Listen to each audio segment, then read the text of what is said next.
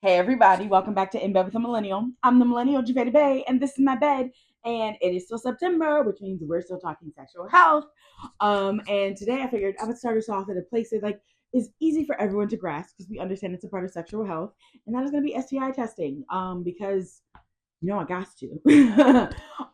So let's get into it.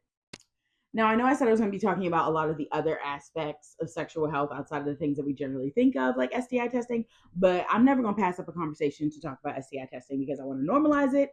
I want to help give everybody the tools to be able to talk about it and not feel like, oh, I can't bring this up because then it'll be awkward and just skipping over that as if it's not an important part of our sexual health when we're engaging in sexual activity with others. So that's what we're talking about it. Also, because I feel like there's a lot of misinformation and misconceptions around STI testing that we need to get handled. So, first things first, the frequency of STI testing is something that a lot of people are back and forth about. And understandably so, depending on what out resource you're going to, you might hear different things. I always like to share the CDC recommended STI testing frequencies, and they're going to be dependent on your actual relationship status and sexual activity frequency. So if you are someone that is out here in a monogamous relationship, you only sleep with the same person all the time, the recommendation is to get tested at least once a year. And you might be like, Javay, why would I get STI tested if I'm in a monogamous relationship?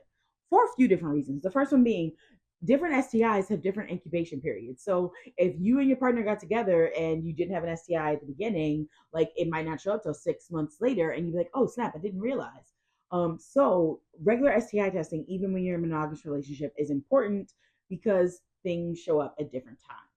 Also, it's important because as much as I would love to say that everybody in this world is amazing and perfect and you can trust everybody wholeheartedly, that is not always the case. So don't put all your faith in one human being.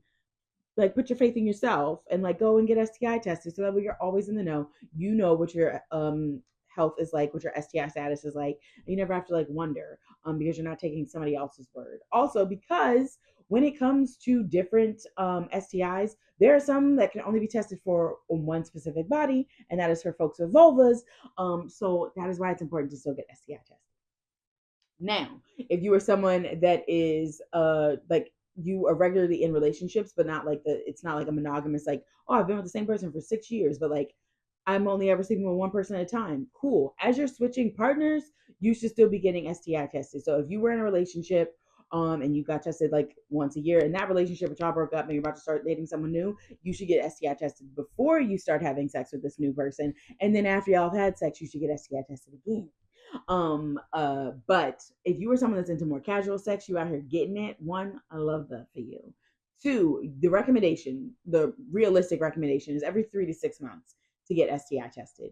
The ideal recommendation for STI testing frequency is before every new partner. But again, that's a little unrealistic because one, it costs money to get STI testing. Two, you know how difficult it is to make doctor's appointments? Come on. And if you're like, yo, I fall into that category, but Jave, I can't be getting tested that often. Do you think I'm just gonna tell you these things and not give you options? Baby, you know me better than that. So if you are someone that's I would like to get STI tested more regularly, but I just don't have I can't get into the doctor every month or every other week when I go on new dates. That's absolutely fair. And that's why I love that at-home testing kits are a thing now. Because trying to get into the doctors is really difficult. And honestly, the only time STI testing has ever been truly accessible was when I was an undergrad because the health center on campus was right there. You could easily be cool, STI testing. I would like to get that done. And it could happen. So in the real world, adulthood, it's not as practical to go into a doctor's office to get STI testing. And for some odd reason, it's not offered at CVS or Walgreens. It's a walk-up thing that you could just do, which it should be. So at-home testing kits are a great option because you can just order them. There are a lot of different sites that have them. Nerks, uh, there's a lot of options. I will share information about the different ones in the description, as well as on social media this week. But there are a lot of places you can go to order an at-home testing kit. Mind you, though, it is going to cost. It's money. You're spending money, and depending on the place that you're going to, it may or may not be covered by insurance. Some places do let you use your insurance to purchase an at-home testing kit. Other places are like, baby, you paying out of pocket, you better send this receipt to your insurance and hope they reimburse you.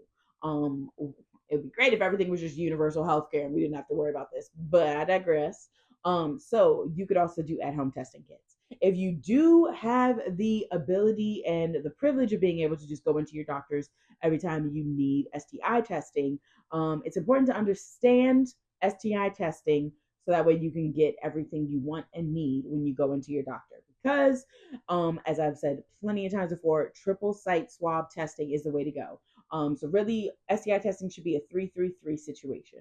And by that, I mean triple site swabbing, meaning that they are actually doing a swab test of your throat, your vulva or the tip of your penis, and your anus, because you can get STIs in all of those areas.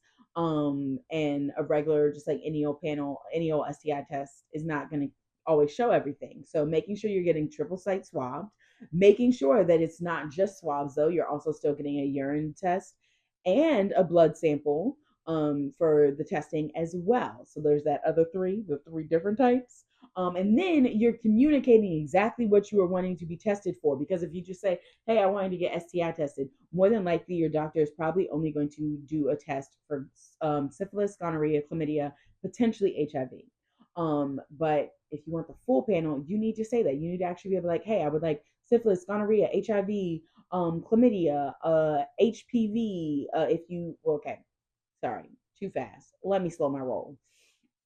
HPV is another STI that should be getting tested for. The only way you can do it though is with your annual pap smear. So unless you have a vulva, you are not getting HPV tested. So being mindful of that, recognizing that. But there are other STIs, obviously, like trichomoniasis, and things of that nature.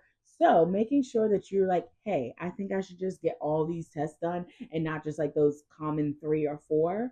I would like to like fully be sure. And if you're ever in doubt about like what like how much stuff can be tested, like getting a full test, I recommend getting STI testing at the same place that porn actors get tested, because those are full comprehensive STI tests.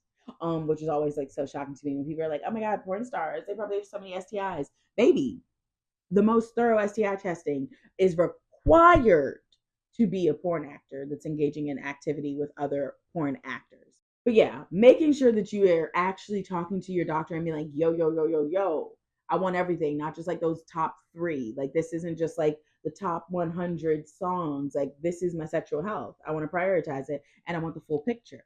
So yeah, making sure that you know exactly what kind of test you're getting when you go into your doctor is extremely important. Don't be afraid to ask. And if you ask for it and your doctor's like, I don't think you need to get all those tests, you know what you're supposed to do, right? You tell them that you want it noted in your chart that they said no to your request. And either they will mark it and be like, you'll be like, why the hell would you, what? Or they will change their mind and actually give you what you asked for, because it is you, your body, your sexual health, your wellness. And they are just the person that like is the avenue of it, but they don't get the final say because it's your life, it's your body. But yeah, that's the quick and dirty on STIs and the things that you need to know. It's also important to know that like it's okay if you do get an STI. It's okay if you do get an STI, because STIs are either curable or manageable. Curable meaning that you can take some medication and clear it up and be good to go. Manageable meaning that there's medication that you can take to minimize any symptoms or anything and still have a happy, healthy sex life. And the ones that fall under manageable are going to be HIV as well as herpes. But manageable STIs are not the end of your sex life. If you do contract an STI, it's okay. It's okay, because STIs are a reality of engaging in sexual activity with another person. So just like there's a risk if you go to the casino that you're gonna lose all your money, there's a risk that if you engage in sexual activity with another person that you can contract an STI. Not the end of the world, just a reality. But yeah, that's the quick and easy about all things STI testing. Make sure you subscribe to this YouTube channel, because again, it's Sexual Health Awareness Month. I'm trying to make you aware of all things sexual health. Definitely make sure you follow me on social media, because I share so much content, a lot of different content on all my different platforms.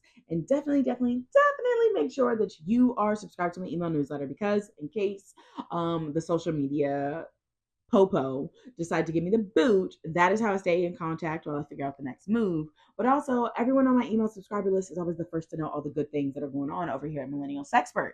So if you want to know the good stuff, subscribe. But yeah, that's that. I'll see you later. Deuces.